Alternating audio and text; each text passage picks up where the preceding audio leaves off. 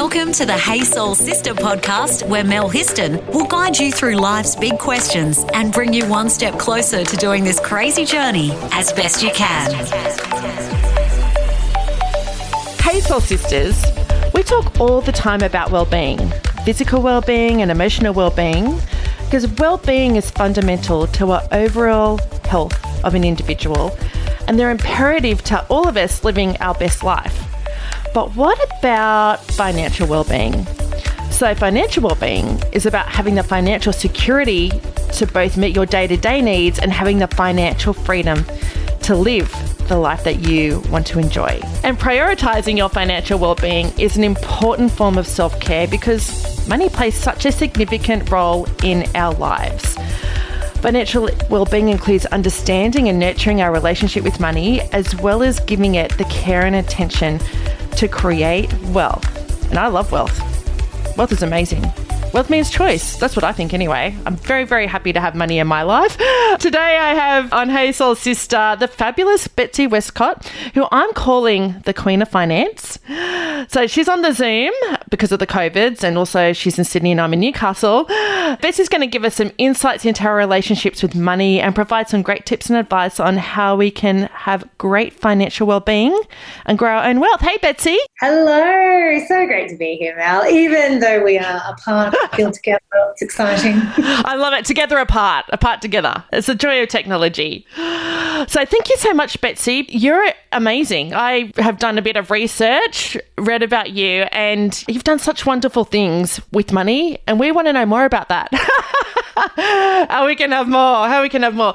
So you're a financial advisor and a financial wellness coach. So tell us, Betsy, how was it that you got interested and got into the world of finance? Yeah, so I should say I don't practice as an advisor anymore, but I do practice as a financial wellness coach, and we can get into the difference on what that is. But finance, I never really planned to be in finance. I didn't, growing up, I wasn't like, yeah, let's be a banker. That's what I want to do when I grow up. I had completely different plans, but kind of accidentally fell into banking when I came out of uni. I'd trained as a hotelier, actually, and was planning to run beautiful hotels. But at the time, there was a bit of a maverick running NAB bank, actually, and he kind of believed if you got people that were degree qualified but experts in interacting with customers and creating really beautiful customer experiences, you could teach them banking and then hopefully change the culture of a bank. So he set about recruiting a bunch of people from hotels, and I was one of those people. So kind of fell into the world of banking and was like given the remit, go teach bankers how to be good to customers. And hopefully we had some success, but obviously, there's still much room to improve in that space. Yeah, but I love that. That's great thinking though. The importance of relationship building, because, that's one thing I've learned in life is the importance of building really great relationships so that we can actually do our do, whatever that is. And for me, it's, running a charity, and once upon a time having a photography business. For you and the banks, it's finance. Yeah, well, money's so personal. It's such a fundamental part of our lives. Like, you really can't get too far without your cash, can you? Like, there's not much you can do. You can live fairly off-grid maybe, but at some point in time, you've got to interact with money. And money is so tied into our everyday lives, and it's more than a currency of exchange, isn't it? It's something that represents lots of different things to us. There's a lot of motion. It could be power, prestige, freedom. It could be a source of stress and shame. So being able to relate to people and understand the human behind the money, I think, is really important to being good at your job in the world of finance. So I fell into it. I realized I loved it. Contrary to popular belief, personal finance isn't that complicated. To the layperson, it seems it. I know, but you know what? That really suits financial services for it to seem that way. But honestly, particularly personal finance, like if you got through grade 5 math, you have all the smarts you need to be able to manage your own finances and create financial well-being. I mean, yes, there are complicated transactions out there that you can get into, but ensuring you have enough money to meet your day-to-day needs, being able to save and invest for your future, all of those sorts of things. It's really simple math. You can all do it. It's just being taught how to do it, which most of us never get taught. So that's the key difference. And so I just loved it. And I think I'd always understood, now that I look back, the importance of money and how it impacts your quality of life. When I was younger, my parents ended up separating when I was about 6 or 7. And my mum moved to North Queensland with my 3 brothers and I, and had to go back to work to support the family. And she was a nurse, which is very important work in the community, but as we know, not very well paid, unfortunately. Yep. But, she was really good at just personal finance and making ends meet. And not to say it wasn't challenging, but she was very good at, paying off her home loan, never borrowing money that she couldn't pay back on her credit card, and just being really diligent around investing and looking at super and making a plan to retire. And what she was able to achieve was to pay off a home, always own a car, send 3 kids to semi-private schools. Yeah. And then she retired at 65 with enough money to see out her days. It's not a huge swag of cash, but because of those behaviours, really simple behaviours, she's retired ahead of friends of hers that have been like doctors and surgeons and still need to keep working, even though they've earned a lot more money than her, because they're not ready to retire yet. They haven't kind of put the parameters in place. So I love working in finance and helping people understand that, because if you've got that, just those basic fundamentals in finance, you can absolutely design a life you love. And it's not about how much you earn or anything like that. It's a lot around just your behaviours and how you prioritise money in your life. Want to save your soul? Review us on Apple Podcast. Now, you touched on something a couple of minutes ago, and you said something about people's relationship with money and how they view money. Some people would go, yeah, they're really great with money, and some people say they're not. It burns a hole in their pocket. So where does our relationship with money come from? Yeah, it's interesting. Some research by ANZ that they do each year around financial literacy and wellbeing in Australia found that for most of us, our thoughts, feelings and behaviours around money are often formed by the age of 8. Wow. I don't know about you, but 8-year-old me did not know what was up in the world. Yeah. She really didn't have much of a clue, at least compared to now. So that's really interesting because, when you think about that, okay, well, what did I know at 8? I'd heard conversations. I'd seen my family members behaving with money. And whilst we do have additional experiences as we get older, those really early messages and behaviours around money and what it means in the world and what it means to have it or not have it and how to utilise it really shape a lot of our financial outcomes. So one thing I love to tell people is that, this money mindset, I often refer to it as a mindset. So the thoughts, feelings and behaviours we have around money, it's not your fault. Yay! But one thing is that if you have a mindset that is not supporting you to create financial well-being, then it's only your responsibility to change it. Nobody else is going to care about your money like you will care about your money, and no one else can change that for you. You've got to do the work yourself. Which is super empowering, because it's like you have the power to do that. You have the power to change that. 100%. And I think it's taking the time to kind of understand money is so much more than just a currency, as I said. Like, we'd like to think it's just, dollars and notes and coins and so forth. But like I said, money is often like a really taboo topic that prevents us from talking about it and learning about it. We all have access to money in terms of we all have to use it. We all earn it. But often we're not taught what to do with it. And it's kind of like if we were all given keys to a car but didn't have to go through our driver's license training. Some of us might figure out how to drive the car really well. A lot of us would have a few crashes and bumps and prangs along the way. And it's bizarre to me that we don't, as a society, spend more time learning and educating ourselves about money, given it's such a fundamental part of the fabric of society. Yeah. It's really interesting you say that, because I have reflected on this with my husband. It's funny, growing up when I was a kid, I'm the eldest of 4 kids, so we had quite a large family. And, you know, I remember as a kid it was always like, oh no, we can't afford that. We can't afford that. I really want to do what I listen to. We can't afford that. You know, and I think I can say this. I'd say that my parents were probably fairly risk averse. When it came to like investments, that sort of thing. My parents never had investment properties. My dad had a really great job, which was awesome. But yeah, it's really interesting how, so to me, like money can seem quite, like I get quite nervous around the thought of investing or whatever. But then my husband, he grew up with a family where his dad and his brothers and now himself are all business owners. They all own their own business. And so they're like, they view money so differently. Like they love it. They get it.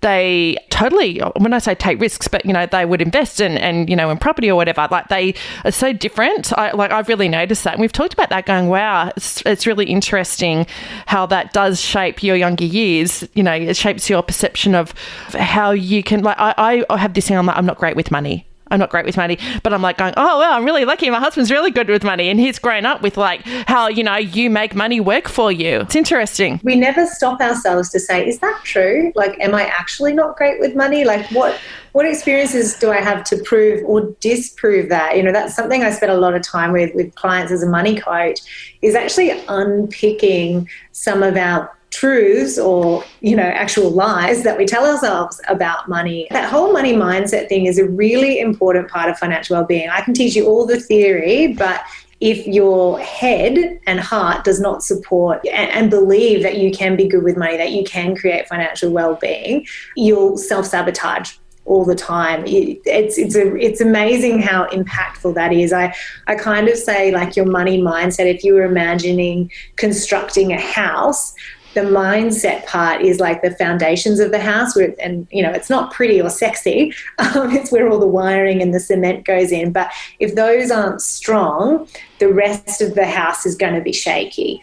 And so actually investing time in understanding what is your money mindset or money personality, and then if it isn't healthy or supportive, spending some time reframing that is a really important sort of first step on the journey to financial well-being. Yeah, so how do you do that? If you did, I mean, I've heard people throw around the terms like, oh, they've got an abundance mindset or they've got a poverty mindset. I mean, I don't know if there's all different categories of mindsets, but they're two that I have heard people talk about. Okay, so say, for example, if you do have a perceived poverty mindset, if that's even a thing, how do you shift that? How do you reframe it? What can people do besides come and see you, Betsy, which I'm sure that you'll totally help them do that. No, look, on my website, I've got a little money personality quiz. So that could be a great thing to start. And it's a bit of fun, is to create a little bit of awareness, like, what are my money habits? What are my money beliefs? Even just reflecting, like, again, like I've got some little stuff that I can share around money mindset cards. Like, what's your earliest money memory? What do you think of rich people? What does managing your money, you know, feel like? If you won 50,000, what would you do? Like, just really understanding some of those patterns and trying to really pick out what are the messages I give myself about money. And if it's something like, I'm no good with money, physically rewrite that bad boy into something that is empowering and is encouraging and inspiring to you. So, you know, instead of being like, I'm really bad with money, even just start telling yourself, I have all the smarts within me to create financial well-being for myself. Every day I'm learning, every day I get better. And just even putting like that as a note in your wallet or on your screensaver, that's a great first step to reframing that. Another thing could be like, whenever you do something good around your money, celebrate it. Give yourself a little reward. I mean, like, you know, don't go crazy. Might be a glass of wine or, you know, something like that. Probably not a trip to Ibiza on the credit card. Wouldn't recommend. Fair enough. Yeah, context. But, you know, associate good things with your money. And when you do practice financial well-being, whether it's, you know, checking in on your accounts or reviewing your insurance or paying yourself first and putting money towards a goal that's really exciting to you, bloody give yourself a pat on the back. We're so quick to like badger ourselves and condemn ourselves and say we're doing the wrong thing, but celebrate when you do the right thing as well. Oh, beautiful. I love that. Let's get soulful on social media. Search the Sister Code Facebook page and follow us on Instagram. What are some of the biggest mistakes that you see people make with money? Yeah, well, not paying attention to it is one. Okay, that's a good one. Yeah, just head in the sand, like, la, la, la. You ignore your money will ignore you. I like it. Another one's just like not taking the time to learn about the fundamentals of finance. And like, there's just so much information out there. There's great podcasts like this. There's books, there's courses, there's everything. And, money is no longer the realm of, bankers in suits, with boring jargon-filled kind of presentations. There's lots of people out there that can make money really engaging and relatable. Barefoot Investor is a great one. He made money relatable and understandable for everyone, and that's why he's such a legend, in my opinion, is because he finally got people interested because he talked to them in a way that they understood. It drives me nuts in finance that so much jargon is used because it just makes you sound smart, but no one understands what you're saying. So what's the point of talking? So ignoring it, and also like not talking about it with their partners is a really big one I see. Love and money. Fights around finance or misalignment around financial goals is the number one reason for divorce. It's, you think it'd be fidelity or, something like that. Nah, it's all money. Money. It's all money. Oh, so wow. take time to kind of talk to your partner about money, talk about your own money behaviors, and then formalize a way. How are you guys going to act as a financial team in your relationship? What roles are you going to play? What are the joint goals that you're going to have? How are you going to manage it on today? How do you make big decisions? Like, I wish that was like a pre-marital requirement for a lot of people, because it would just help so much. I could go on. There's lots of little things that we all do, but just not prioritizing it as a part of our kind of essential life skills is a big one. Do you know, you would have heard of Susie Orman, a financial guru. I'm going to call her a guru. She's pretty big over in the States. And I saw her speak at a Louise Hay House conference in Sydney. It must have been about 8 years ago. And she is she's like Judge Judy, the hard-ass American woman. She tells it how she sees it. And it was really interesting seeing her talk about money and, and how she built her career, that sort of thing. But it's interesting because she said two things that have always stuck with me. So one, she was like, do you know what? You should not have credit card debt. So she was very much like, do you know what? If you can't afford it, don't buy it. If you have to whack things on your credit card because you can't afford it, you should not buy it. That was one. And number two, I remember she said that, especially for women, she was directing this at women, she said that every woman should have at least 6 months worth of her wages in savings in her bank account, because she said if ever something happens and you lose your job, that it takes on average about 6 months for you to get a new job. So she said you need to have a minimum 6 months wages in your bank account at any one time. So if anything happens, you've got that in backup. And I remember hearing that going, they're actually two kind of fairly simple, straightforward things, that anyone can kind of like strive to do. Yeah, that's one of my favorite Susie Orman quote out there is, women fake orgasms, men fake finances. What she's saying there is that we often as women, we've been really excluded from the world of finance traditionally. Like, wind back to the 70s, a woman couldn't open her own bank account without the permission of her father or her husband, Crazy. Yeah, you chuck finance into Google, you get a sea of blue, lots of serious men in suits, lots of charts, and you're like, where are all the women?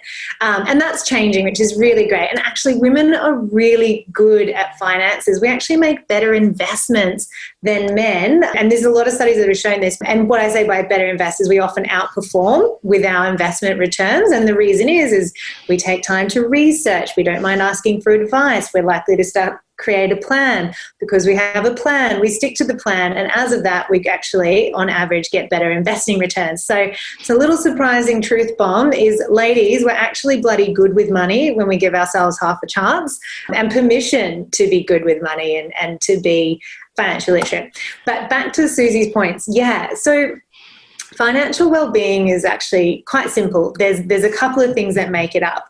First of all is having enough money to meet your day-to-day needs. So that's literally just do not spend more than you earn. So if you're making $1,000 a week and you spend $999, happy days. If you make $1,000 a week and you spend $102, you're in pain. You're in trouble because you're spending more than you earn and it's going to hurt eventually. So that's rule number one. Rule number two is have enough money set aside to withstand a financial shock. And that's what Susie's talking about with that 6 months. And, there's lots of different ways to describe this. It's emergency savings, rainy day fund. I call mine the OMG account. I've also called it the F off fund if I need to tell a bad partner or a bad job or a bad landlord or a bad you name it to get stuff, got the money to throw at the problem. So you know what? Call it whatever makes you feel good and excited about it. Long story short, just have something set aside, because 2 out of 3 Australians, and this is pre-COVID pandemic, can't find, and this is research from CBA, can't find $500 in an emergency, which means a lot of people are very financially vulnerable to surprises. And if there's anything that the last 18 months has shown us is that surprises happen. Absolutely. Yeah. So if you have like $1,000 just sitting in an account that's separate from your everyday money and there for emergencies, great. That's a great start. If you can build it up to that 3 to 6 months of wages, that's really exciting. That's when you really have financial freedom, because if something happens, it doesn't derail your life. You don't have to pull out the credit cards. You don't have to reach out to friends or family to borrow money. You don't have to move house, sell your belongings, things like that. It creates what I call financial resilience, which is really fucking exciting. I recommend for everyone that they have this fund. Personally, as a woman, I think it's really important to have your own little fund as well as something with your partner if you're a partnered person. But I just think, a little bit of control over a lady's money is never a bad thing. So, always have 2 is my advice. Do with it what you will. It's free, but I always think have a little bit of a stash. And then the third part of financial well-being, and if you can say yes to these 3 things, you're financially well. The third part is that you're actively putting money toward your long-term goals. And that can be savings, that can be investments. Both are just strategies. Goals are what you're going for. You're working toward creating a better future for yourself, whatever that looks like for you. So if you can say, yeah, I can meet my day-to-day needs. Yeah, I've got some cash in the bank to withstand a financial shock. Yeah, I'm actively putting money toward my long-term goals. You, my friend, have financial well-being. Put your arm out, bend your elbow, pat yourself on the back. You are doing good. I love it. And do you know what? I'd love some feedback from any soul sisters that are listening to this. Maybe shoot us a message on Instagram or something like that, because we'd love some feedback as to, if that's something that you are able to do. And if not, and you might need some advice, you can reach out to Betsy, and I'm sure Betsy would love to work with you and help make that happen. Want to fill your soul with more? Go to thesistercode.com.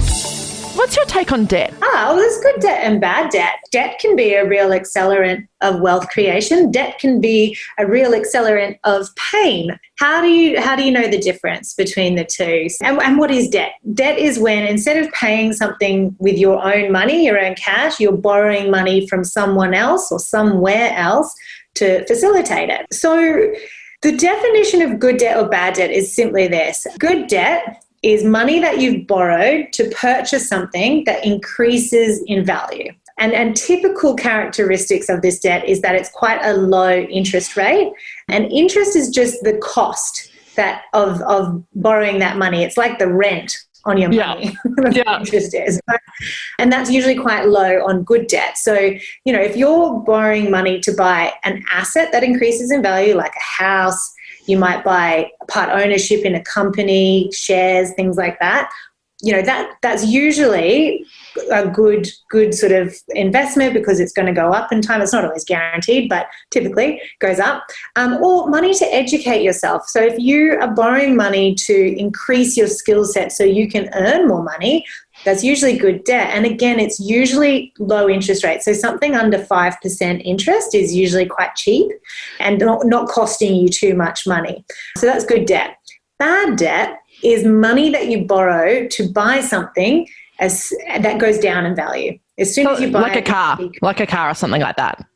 Yeah, I usually say you own it, you wore it, you drank it, you went there, you drove it. So yeah, cars, holidays, anything that's like consumable, clothes, washing machines, things like that, money borrowed for those sorts of things. And they're typically expensive. So something like 10% or more is very expensive debt, which is why credit cards are expensive. The average interest rate on a credit card in Australia is about 18.7%. That's bloody expensive, right? Yeah. Especially when you think that's the rent you're paying on your money. And if you compare that to like, okay, I've got $1,000 and I can invest it and it can earn money, or I can pay off a credit card where I'm paying for that, right?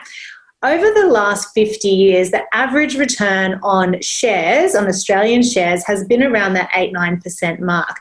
So by putting that money into an investment, the most that you're going to get back on average is about 8 or 9%, right? Versus by having that money sitting in debt, you're losing about 18% every year. So it's costing you so much more than you could earn by investing it.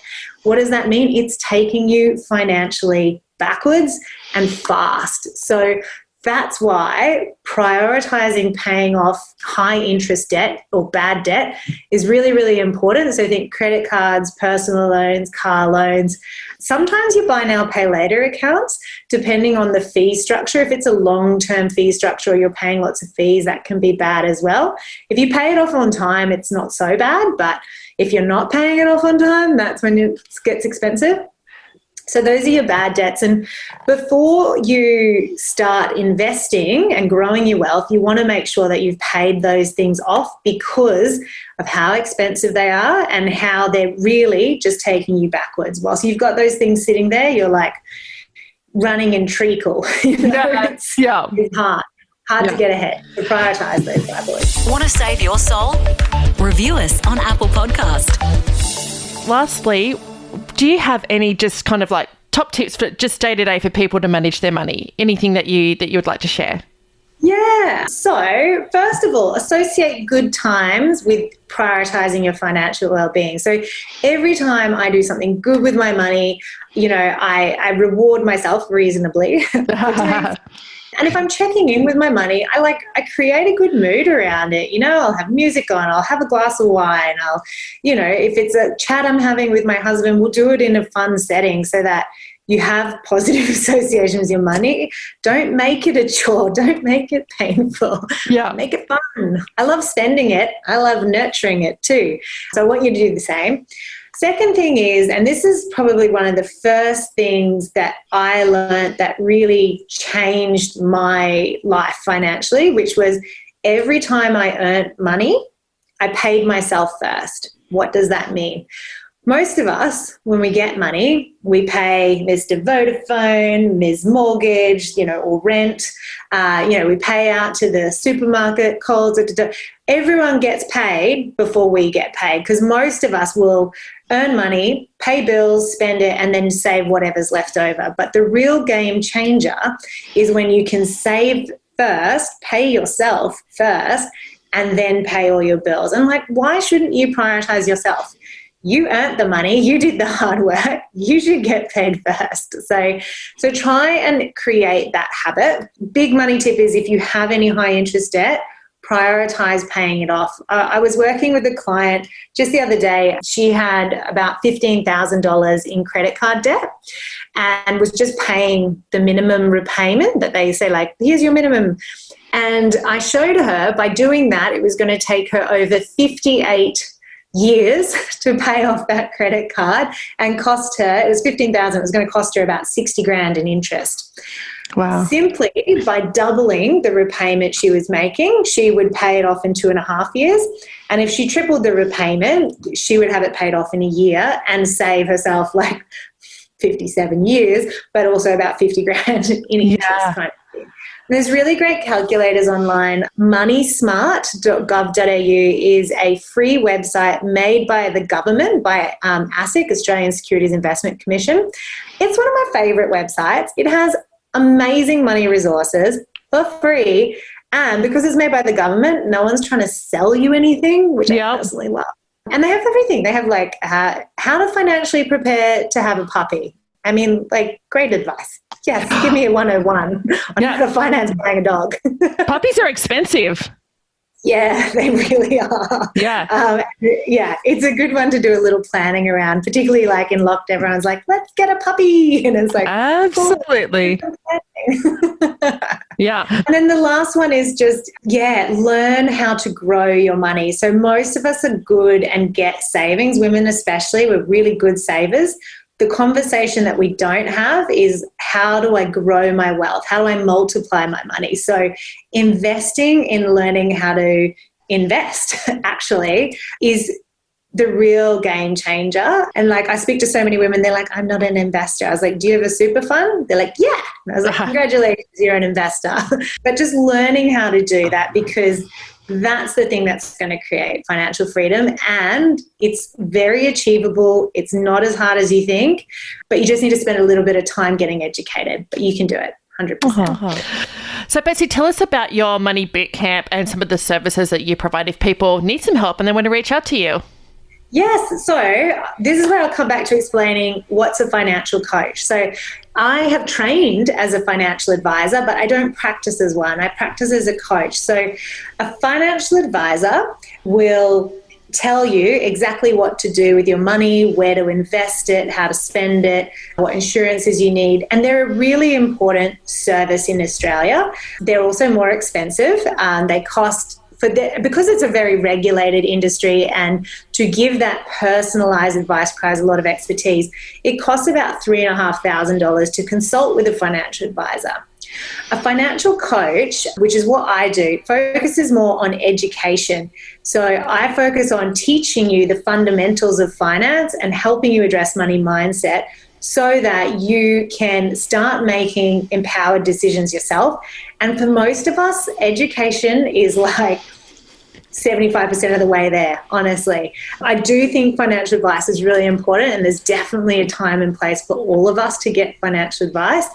But spending that time building the foundations around finance, around mindset, how to manage your cash flow, what is investing? What are those fundamentals? How do I buy a house? Like, what's involved and why would I buy a house?